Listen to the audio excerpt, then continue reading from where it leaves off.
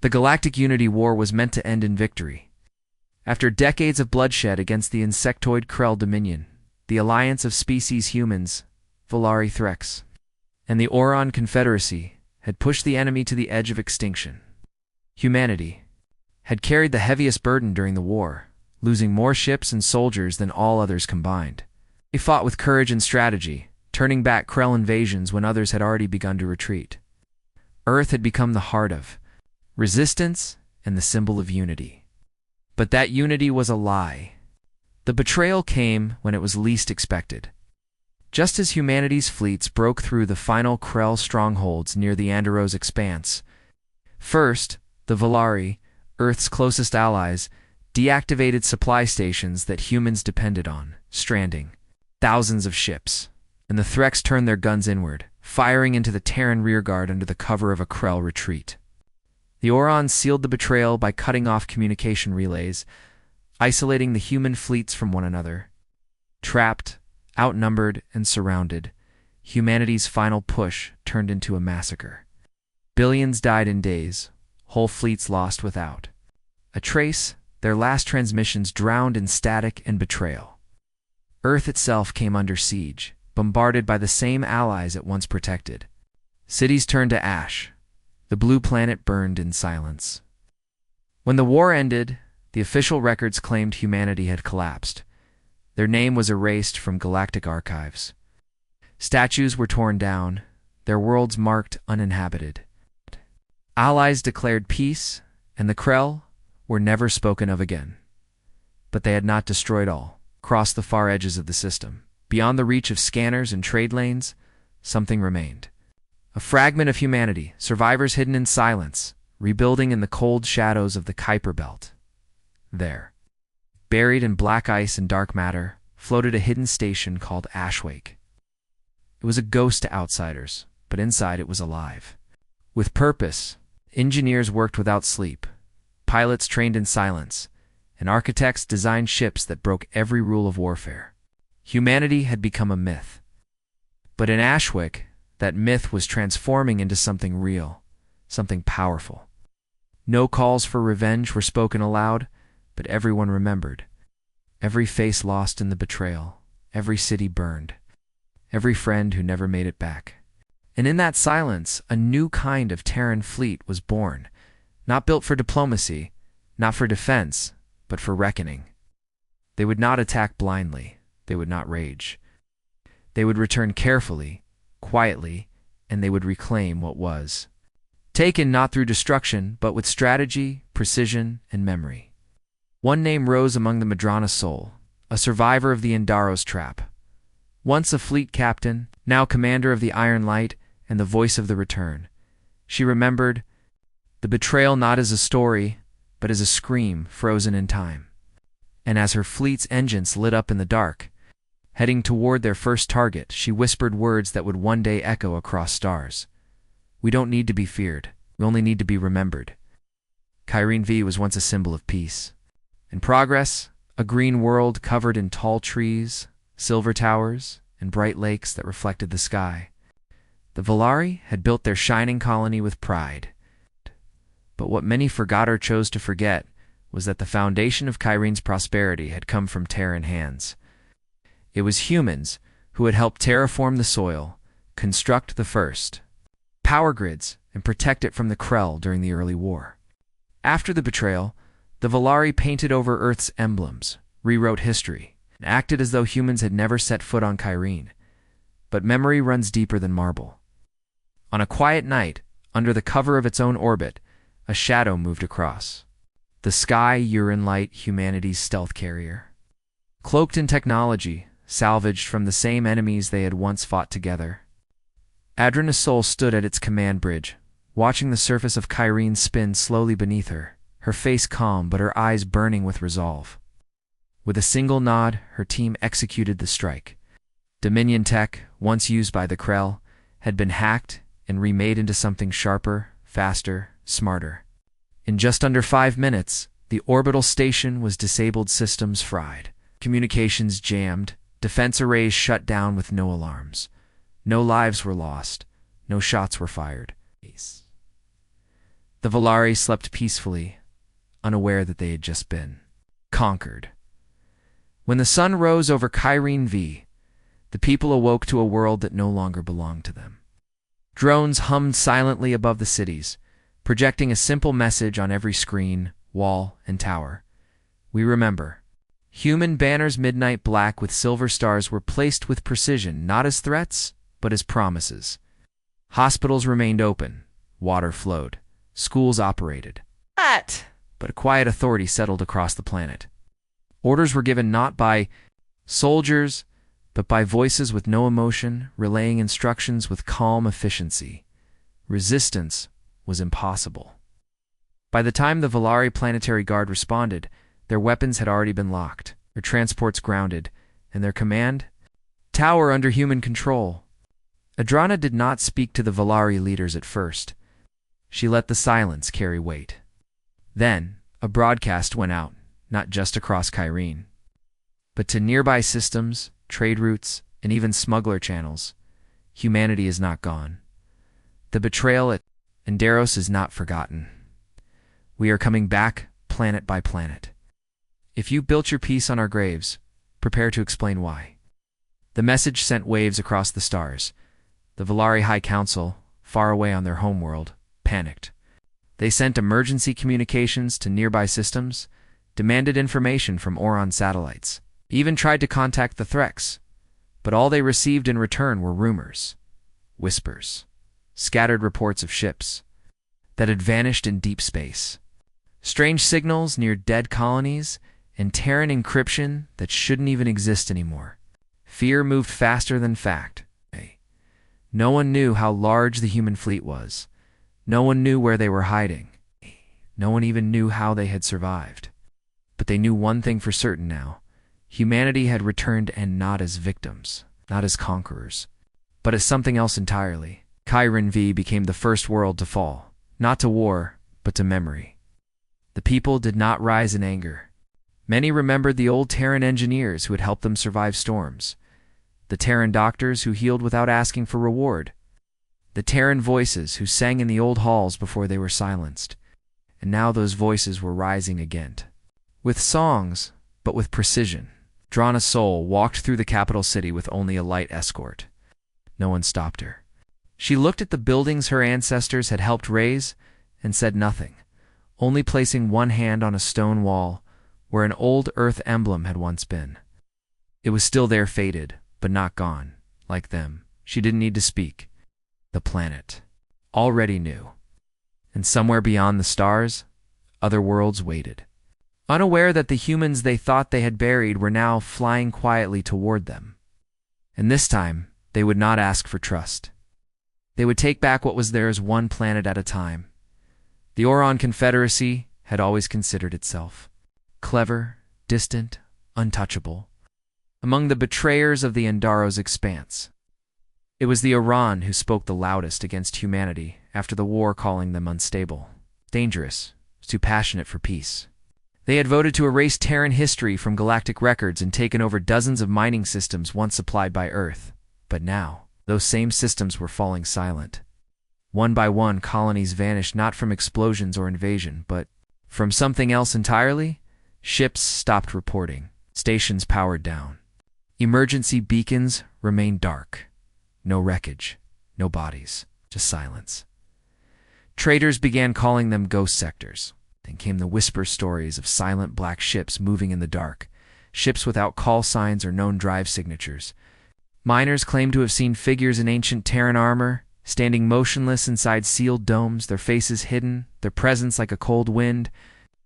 The most chilling part wasn't the fear, it was what the humans left behind. Engraved onto empty holes, scratched into steel and stone, were lines from old Earth war poems. One message read, "You forgot our names, but we never forgot yours." Another simply said, "Ashes, remember." Fear spread fast in the Oron ranks, but no one could explain it. The Oron High Command dismissed the rumors as pirate activity till a crate arrived on Ilion 3, the icy stronghold of Admiral Krovdiran, the man who had ordered the communications blackout during the Endaros. Betrayal. The crate was simple old, Terran style, metal, and sealed with no electronic lock. Inside were rows of dog tags, perfectly cleaned, each etched with the name of a fallen human officer. Every one of them had vanished under Crab's command. Admiral stared at the crate for a long time, saying nothing. He knew exactly what it meant. This was no warning. This was a marker. Ilion 3 was next. He increased planetary defenses, locked down airspace, and issued a total blackout. But when the Terran ships arrived, no alarm sounded. No weapons were fired, because they didn't come from the sky, they were already inside. Systems shut down room by room. Cameras went black. Doors opened without command. By the time Krav reached the central command tower, his officers had stopped answering. "You're found," only silence on a hologram waiting for him. It played images. Never meant to be seen. Recordings of Oron war crimes buried after the betrayal.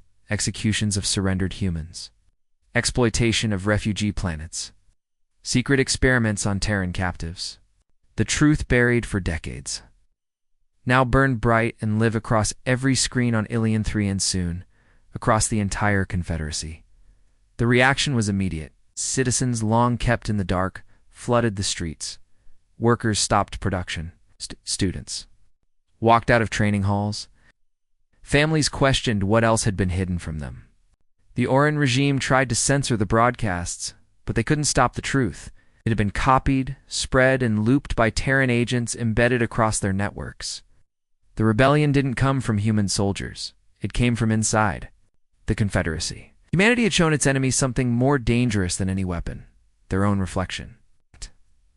The Terrans didn't destroy Ilion 3. They didn't need to. The system collapsed under the weight of its own lies. And as the ghost fleet slipped back into the shadows, another message appeared across the stars. We do not rage. We reveal.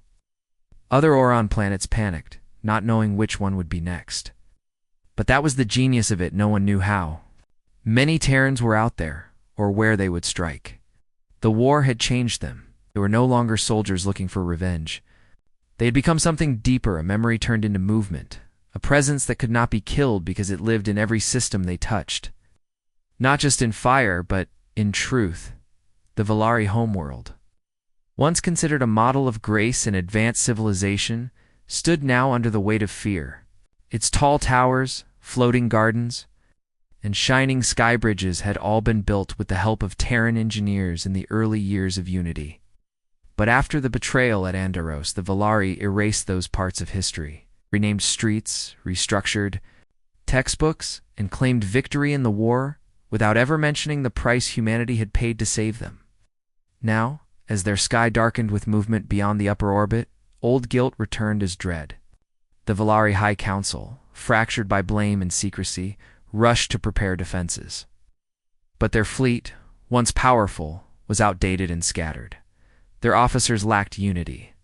Their confidence, once high, was now shaken by the fall of Kyrene V and the silence from Iran space. Rumors of humanity's return had already reached their citizens, but no one expected what followed. When the Terran fleet emerged from the void, it was not alone.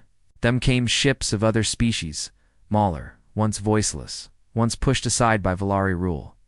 The Nakar, who were used as laborers. The Marathi, whose colonies were taxed into starvation. The Cylon, who had no vote in the old council. All had joined the Terran cause not for power, but for something stronger: truth and justice. At the center of this fleet stood Iron Light, and at its helm, Adrana's soul once again. She did not speak with rage or pride. Her voice was calm, her message simple. She offered peace. Not surrender, but a choice to join the new accord led by humanity, built not on fear, but on accountability. In exchange, the Volari would keep their world, their culture, and their people would not suffer. But the Council, proud and defensive, refused. They still believed in their illusion of control. They thought the Terrans had come for revenge and expected war. What came instead was something far more precise. In a matter of minutes, the Terran fleet shut down every satellite, every long-range cannon, every orbital relay. Power across the planet dimmed, but never failed completely. Hospitals stayed online. Traffic was rerouted, not stopped. Food stations remained stocked. Every action was deliberate. No civilians were harmed. No cities were touched. But the entire Volari defense grid was paralyzed, helpless under the eyes of Terran command. The people of the planet watched in shock. Their leaders had promised safety. Their teachers had said humans were gone forever. And yet here they were not burning. Cities not demanding blood, but speaking of truth, of history, of repair. Screens across the planet showed footage of Terran aid during the early wars. Images long hidden, now restored. Volari children saw for the first time how humans had helped plant the very trees they played beneath. The fear in the streets changed. It did not vanish, but it softened into silence, then turned into wonder. Thousands began to gather in the capital square, not to fight but to listen. The first Terran banners were raised by Volari hands, and across the sky a final message played. This is not revenge. This is justice. You erased our name, but we never stopped remembering yours. The council tried to hide. Some resigned. Some fled. Others asked for protection from the very species they had once betrayed. Adranasol made no speech of victory. She only ordered one thing: that every school be given a true history, and that no child should ever be raised on lies. Again. And so, the Volari reckoning became not a battle, but a lesson. A return not in fire, but in memory. What began as fear had become awe, and the stars watched, knowing that the Terrans were not just reclaiming lost ground, they were rewriting the galaxy. The Threks were the last. Among all the powers who had turned on humanity during the final moments of the Unity War, they had held on the longest, hiding in their fortress systems behind fleets, propaganda, and layers of political silence. But now, even they could know. Longer ignore the waves sweeping across the stars. Kyrene had fallen without fire. The Oran had been broken not by weapons, but by truth. The Volari had surrendered not to fear, but to justice. Now the Threks prime holdout, proud and cornered, called for peace talks. A meeting was arranged on Trinalis Stationa, neutral ground once used for trade deals, now heavy with the weight of history. Representatives from dozens of species came, expecting a dramatic confrontation, perhaps even a demand for vengeance. They waited behind walls of polished words, nervous and defensive. Then Adranasol arrived, calm, without an army, dressed, not in armor, but in dark robes, marked only by a single Terran star. She walked into the chamber alone, placed a small black cube on the central table, and activated it. The lights dimmed, and the past came alive. There was no speech, no accusation. The room filled with raw memory. The cube played real-time footage from the Endaro's betrayal, grainy at first, then clear. Voices crackled through the air. Orders from Threk's command cutting comes, Volari ships turning away. Oran fleets repositioning. Silently, the Terran fleet being surrounded. Then silence as the final signals faded out. Faces of those who died, names and ranks, ships that never returned. The room sat frozen, eyes locked on the unblinking truth. When the footage ended, Adrana spoke. Her voice was quiet, but steady. "We're not here to destroy you," she said.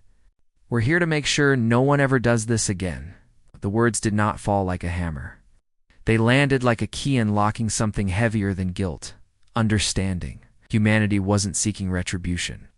They were building something new, a structure that could outlast pain, fear, and even betrayal.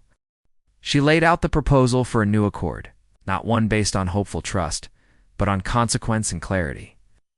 Every world taken during the Terran return would remain under human protection, not as punishment, but as a foundation. These planets would become examples of balance, where history was not erased, but preserved, where power was not unchecked, and where betrayal would never again be answered with silence. The new accord would include former allies and former enemies. It would ensure every voice mattered, but no voice could rewrite the past.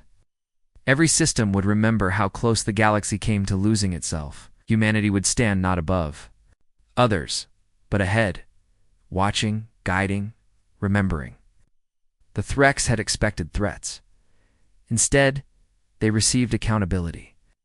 Their representatives, shaken but not humiliated, looked around the chamber and saw the nods from other worlds. They understood. This was not about Terran dominance. This was about Terran memory. And so, the Threx agreed. Across the galaxy, news of the new accord spread.